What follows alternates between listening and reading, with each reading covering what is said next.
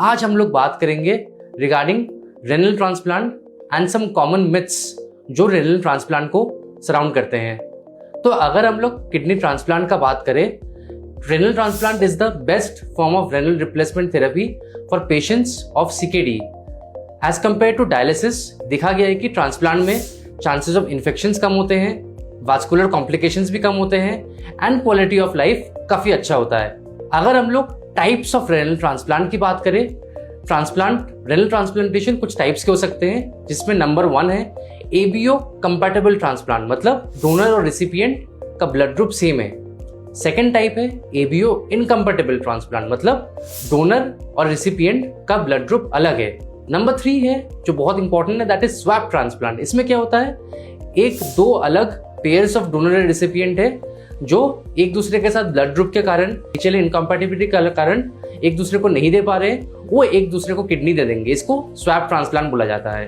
And last है कैडावरिक transplantation, जिसमें जिन patients के पास कोई डोनर नहीं है वो कैडावरिक ट्रांसप्लांट के लिए एनलिस्ट हो सकते हैं एंड जब कोई ब्रेन डेड डोनर मिले तब उनका ट्रांसप्लांटेशन के लिए आगे जा सकते हैं। Kidney transplant is the first line और best form of renal replacement therapy and as compare to dialysis, क्योंकि देखा गया है कि ट्रांसप्लांटेशन में इन्फेक्शन का चांसेस कम रहते हैं, वास्कुलर कॉम्प्लिकेशंस का भी चांसेस कम रहते हैं and quality of life as compare to dialysis ज़्यादा अच्छा है। किडनी ट्रांसप्लांटेशन डायलिसिस शुरू होने से पहले भी हो सकता है।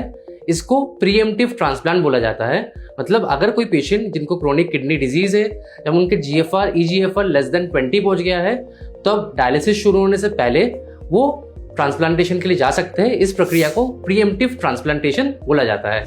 किडनी ट्रांसप्लांटेशन हर एज ग्रुप में हो सकता है, बस यही देखना है कि जो पेशेंट ट्रांसप्लांट के लिए जा रहे हैं वो सर्जिकली फिट हो।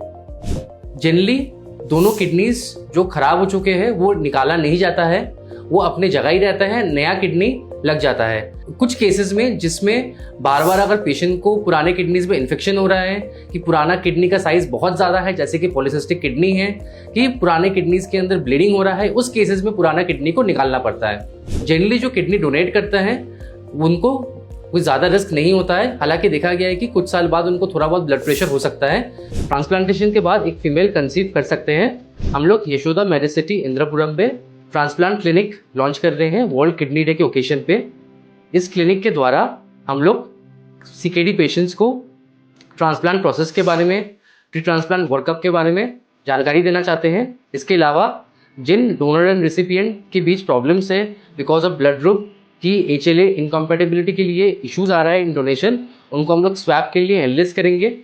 जिन सीकेडी पेशेंट्स के पास डोनर नहीं है उनको हम लोग वर्कअप करके कैडावरिक ट्रांसप्लांट के लिए एनलिस्ट करेंगे। इसके अलावा जिनका डोनर एंड रिसिपिएंट का ब्लड ग्रुप अलग है उनको हम लोग एंटी-A एंटी-B टाइटर्स करके उनका बेस्ट डिसेंसिटाइजेशन थेरेपी क्या होना चाहिए इसके लिए हम लोग हेल्प करेंगे। तो अगर आप सीकेडी पेशेंट हो एंड अगर आपको ट्रांसप्लांट लेके कोई भी हेल्प चाहिए, आप हम लोग से संपर्क करें ट्रांसप्लांट क्लिनिक पे on Wednesday and Saturday at Yashoda medicity Indirapuram between 10 to 1 PM।